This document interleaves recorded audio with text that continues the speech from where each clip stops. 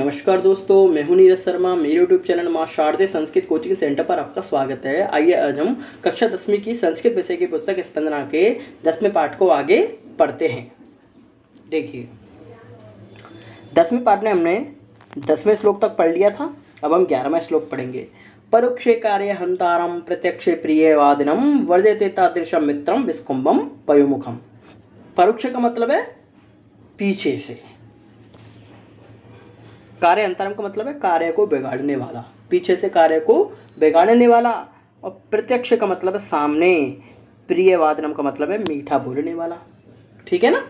और वर्जयित का मतलब है त्याग देना चाहिए, तादृश का मतलब है वैसे, मित्रम का मतलब है मित्र को, त्याग देना चाहिए वैसे मित्र को जिसके विस्कुंभम पयोमुखम, जिसके मुखम को मतलब है मुख पर, पयो का मतलब है दूध लगा हो, विस्कुंभम का मतलब है जहर का पात्र, जिसके मुख पर दूध लगा हो ऐसे जहर के पात्र को, ठीक है ना। अब देखें इसका, अब देखो एक एक शब्द का जब मैं अर्थ बताता हूँ ना तो थोड़ा अलग बैठता है। अलग बैठने का मतलब है एक एक शब्द का अर्थ केंस से नहीं होता है, मतलब वो क्रम से नहीं होता है उसमें, ठीक है ना। तो मैं अब क्रम से बैठा करके पूरे श्लोक का अर्थ बताता हूँ, आपको आसानी से समझ में आ जाएगा। देखिए, पीछे से कार्य बिगाड़ने वाले, सामने मीठा बोलने वाले, जिसके मुख पर तो दूध लगा हो ऐसे जहर से भरे घड़े के समान, मित्रम का मतलब है मित्र को, वर्जिते का मतलब है त्याग देना चाहिए। वर्जिते का मतलब क्या है? त्याग देना चाहिए, ठीक है ना। 12वां, अनुकूले विधौ देयं यतः पूर्यता हरि, प्रतिकूले विधौ देयं यतः सर्वं हरिष्यति।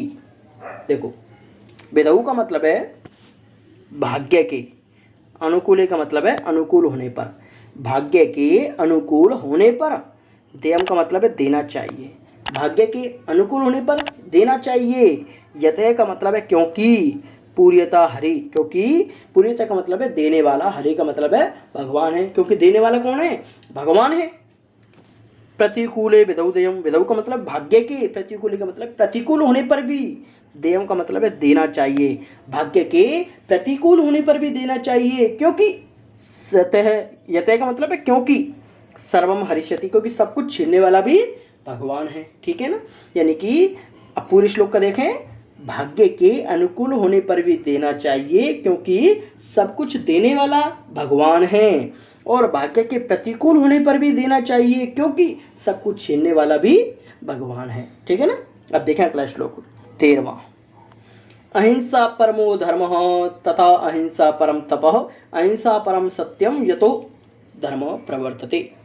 अहिंसा का मतलब है अहिंसा यानी झगड़ा ना करना, परमो का मतलब है परम यानी श्रेष्ठ, धर्म का मतलब धर्म है, अहिंसा श्रेष्ठ धर्म है, तथा अहिंसा परम तपः, और अहिंसा ही श्रेष्ठ तप का मतलब है तपस्या है, ठीक है ना। और अहिंसा परम सत्यम, और अहिंसा ही श्रेष्ठ सत्य है, अहिंसा ही क्या है? श्रेष्ठ सत्य है। यतो धर्म प्रवर्तते, यतो का मतलब है क्योंकि, अहिंसा से ही धर्म का मतलब धर्म, प्रवर्तते का मतलब है चलता है, क्योंकि अहिंसा से ही धर्म चलता है, ठीक है ना। एक बार पूरे श्लोक का देखें, अहिंसा श्रेष्ठ धर्म है, अहिंसा श्रेष्ठ तपस्या है, और अहिंसा ही श्रेष्ठ सत्य है, क्योंकि अहिंसा से ही धर्म चलता है, ठीक है ना। अब देखें अगला श्लोक 14वां।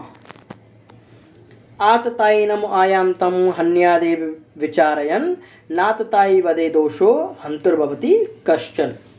देखें, आततायिन का मतलब है आतंकवादियों को, आयंतम का मतलब है आते हुए, हन्यादेव का मतलब है मार देना चाहिए, एक विचारेन का मतलब बिना विचारे ही, नाततायि वदे का मतलब है आतंकवादियों को मारने में, अंतर्भवत, दोषों का मतलब है दोष, न का मतलब है नहीं, अंतर्भवती का मतलब है मारने वाले का, भवती का मतलब है होता है, कश्चन का मतलब कोई, ठीक है ना।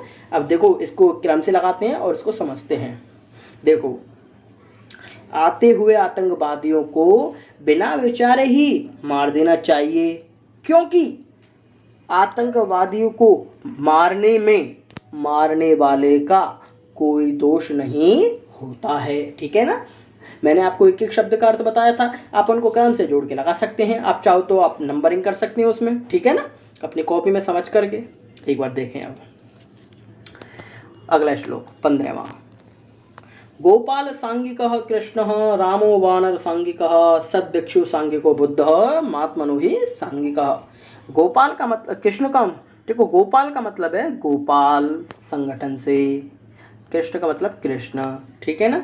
रामो का मतलब है राम, बानर सांगिक का मतलब है बानरों के संगठन से, सदभिक्षु का मतलब है भिक्षुओं के संगठन से, बुद्ध का मतलब महात्मा बुद्ध, और महात्मनो हे सांगिक, महात्मनो का मतलब है महात्मा, सांगिक का मतलब है संगठन प्रिय होते हैं। एक बार देखें पुनः इसका, देखो कृष्ण गोपालों के यानी ग्वालों के संगठन से संबंधित थे, भगवान श्री राम बानरों के संगठन से संबंधित थे, और महात्मा बुद्ध भिक्षुओं के संगठन से संबंधित थे, अर्थात महात्मा संगठन प्रिय होते हैं, ठीक है ना। इस प्रकार आपका चैप्टर कंप्लीट, ठीक है ना। तो आशा करता हूँ आपको ये समझ में आ गया होगा चैप्टर। अगर मेरी वीडियो आपको अच्छी लगे तो वीडियो को लाइक करें, चैनल को सब्सक्राइब करें और बेल आइकन को दबाना ना भूलें, और वीडियो को शेयर करें ताकि सभी बच्चों को इस पाठ के अर्थ का लाभ हो सके। धन्यवाद।